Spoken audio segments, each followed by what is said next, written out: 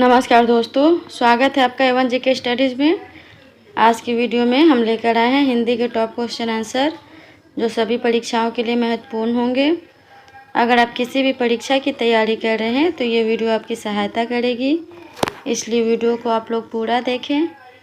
इनमें से जितने भी क्वेश्चन के आंसर जानते हैं प्लीज़ कॉमेंट बॉक्स में ज़रूर दीजिएगा, और चैनल पर नए हैं तो चैनल को भी सब्सक्राइब ज़रूर कर लीजिए। चलिए आगे बढ़ते हैं। आज का आपका पहला सवाल है, बिनु पग चलय सुनय बिनु काना, कर बिनु कर्म करे विधि नाना। इन पंक्तियों में कौन सा अलंकार है? आपके ऑप्शन से ए उपमा, बी विभावना, सी रूपक, डी असंगति। सही जवाब है ऑप्शन बी विभावना। इन पंक्तियों में विभावना अलंकार है। विभावना अलंकार वहाँ होता है जहाँ बिना किसी कारण के कार्य हो। इन पंक्तियों में बिना पैरों के चलना, बिना कानों के सुनना और बिना हाथों के कर्म करना एक ऐसा कार्य है जो सामान्यतः संभव नहीं है, लेकिन यहाँ इसे दर्शाया गया है। अगला सवाल, हिंदी का पहला पत्र कौन सा है? हिंदी का पहला पत्र कौन सा है? आपके ऑप्शन से ए बनारस अखबार, बी इतिहास तिमिरनाशक, सी हरिश्चंद्र मैगजीन, डी उदंत मार्तंड। बताइए हिंदी का पहला पत्र कौन सा है? सही जवाब है ऑप्शन डी उदंत मार्तंड। हिंदी का पहला पत्र उदंत मार्तंड था। इसे 30 मई 1826 को कलकत्ता से पंडित जुगल किशोर शुक्ल ने प्रकाशित करना शुरू किया था। यह एक साप्ताहिक पत्रिका था। अगला सवाल, सुई का तत्सम रूप क्या है? सुई का तत्सम रूप क्या है? आपके ऑप्शन से ए सलाई, बी सूची, सी सुजा, डी सूची। सही जवाब है ऑप्शन डी सूची। सुई का तत्सम रूप सूची ही है। अगला सवाल, परिसीमन का विलोम क्या है? परिसीमन का विलोम क्या है? आपके ऑप्शन से ए असीमन, बी निर्सीमन, सी ससीमन, डी ससीम। जवाब दीजिए। सही जवाब है ऑप्शन बी निर्सीमन। परिसीमन का विलोम शब्द निर्सीमन है। परिसीमन का अर्थ है सीमा निश्चित करना, जबकि निर्सीमन का अर्थ है सीमा हटाना या समाप्त करना। अगला सवाल, धूसर शब्द का पर्यायवाची है। धूसर शब्द का पर्यायवाची क्या है? आपके ऑप्शन से ए गर्दभ, बी मेघ, सी अजा, डी अश्व। सही जवाब ऑप्शन ए गर्दभ। धूसर शब्द का पर्यायवाची गर्दभ है। ये सभी प्रश्न बहुत ही महत्वपूर्ण हैं। अगला सवाल है, वीरहनी बावरी सी भई, ऊंची चढ़ी अपने भवन में टेरत हाय दई। यह किसकी पंक्ति है? आपके ऑप्शन से ए झीमाचारिणी, बी मीराबाई, सी दयाबाई, डी सहोजाबाई। जवाब दीजिए। सही जवाब ऑप्शन बी मीराबाई। उपयुक्त पंक्तियाँ मीराबाई द्वारा रचित है। इस पद में उन्होंने कृष्ण के प्रति अपने विरह भावना को दर्शाया है। मीराबाई कृष्ण भक्त कवयित्री थी।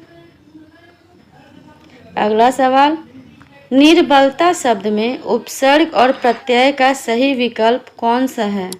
आपके ऑप्शन से ए निर्धन बलत धन आ, बी निर्धन बल धन अता, सी निर्धन बल धन अता, डी निर्धन बलत धन ता। सही जवाब है ऑप्शन बी निर्धन बल धन ता। निर्बलता शब्द में निर उपसर्ग और ता प्रत्यय है। बल मूल शब्द है।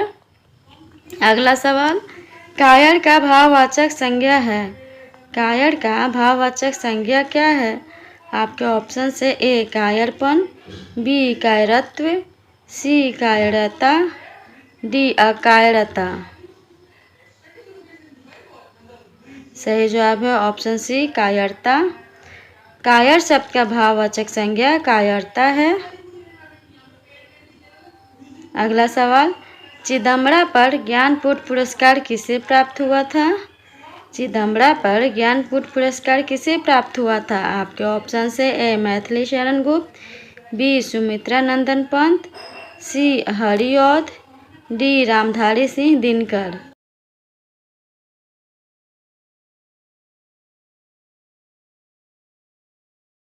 सही जवाब है ऑप्शन बी सुमित्रा नंदन पंत। चिदंबरा पर ज्ञानपीठ पुरस्कार सुमित्रा नंदन पंत को प्राप्त हुआ था। यह पुरस्कार उन्हें 1968 में दिया गया था। अगला सवाल, कृदंत प्रत्यय किन शब्दों के साथ जुड़ते हैं? कृदंत प्रत्यय किन शब्दों के साथ जुड़ते हैं? आपके ऑप्शन से ए संज्ञा, बी सर्वनाम, सी क्रिया, डी अव्यय। सही जवाब है ऑप्शन सी क्रिया। कृदंत प्रत्यय क्रिया या धातु शब्दों के साथ जुड़ते हैं।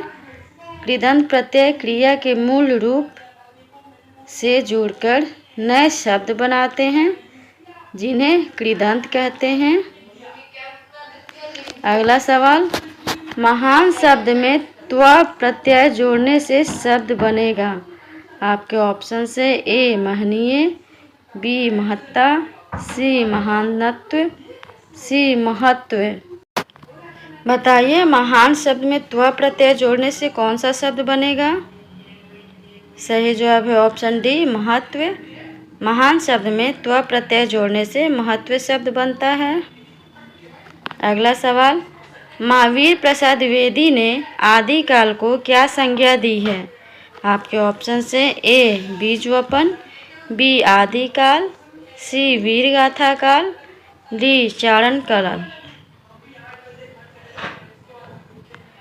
सही जवाब है ऑप्शन ए बीजवपन।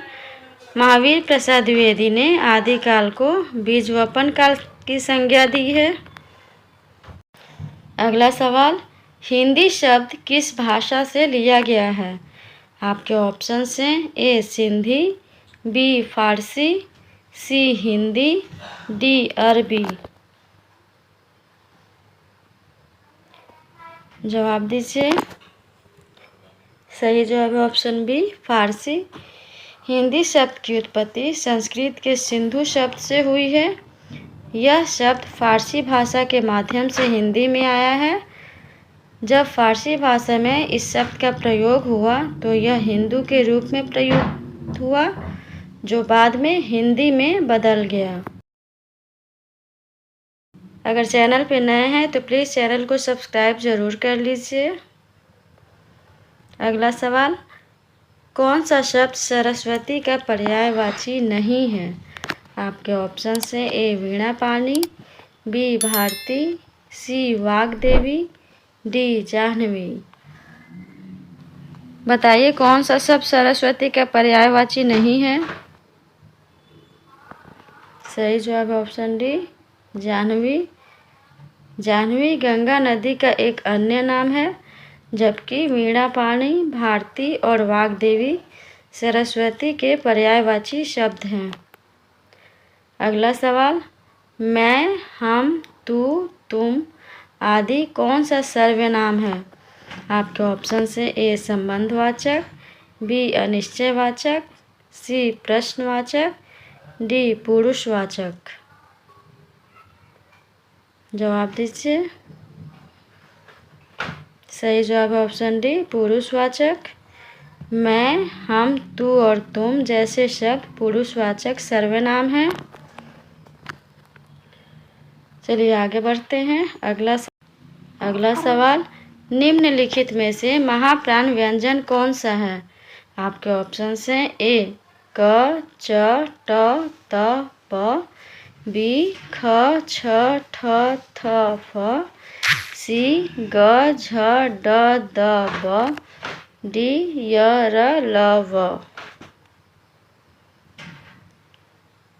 सही जवाब है ऑप्शन बी ख, छ, ठ, थ, फ।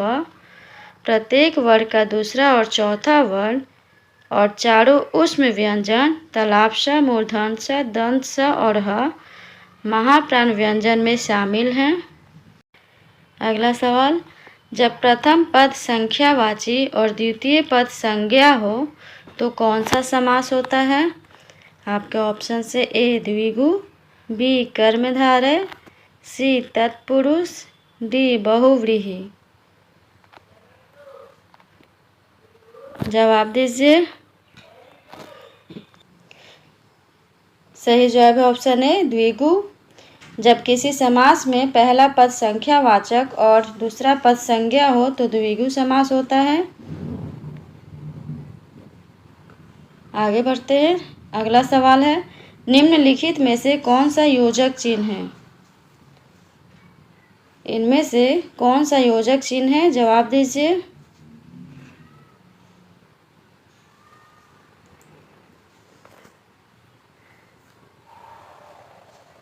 सही जवाब है ऑप्शन सी। योजक चिन्ह एक विराम चिन्ह है जिसका उपयोग दो शब्दों, वाक्यों या पदों को आपस में जोड़ने के लिए किया जाता है। इसे हाइफन भी कहा जाता है।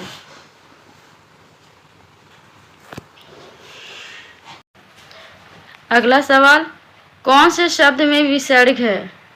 कौन से शब्द में विसर्ग है? आपके ऑप्शन से ए सन्मार्ग, बी सुरेंद्र, सी निराधार, डी हितैषी। जवाब दीजिए, इनमें से किस शब्द में विसर्ग संधि है? सही जवाब है ऑप्शन सी निराधार। निराधार का संधि विच्छेद नि धन आधार होता है। यह विसर्ग संधि का उदाहरण है। अगला सवाल, अ, ई, उ को क्या कहा जाता है? आपके ऑप्शन से ए हर्ष स्वर, बी प्लुत स्वर, सी दीर्घ स्वर, डी अर्ध स्वर। जवाब दीजिए।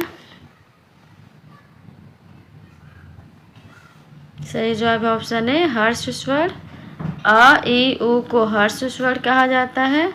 ये वे स्वर हैं जिन्हें सबसे कम समय में उच्चारित किया जाता है।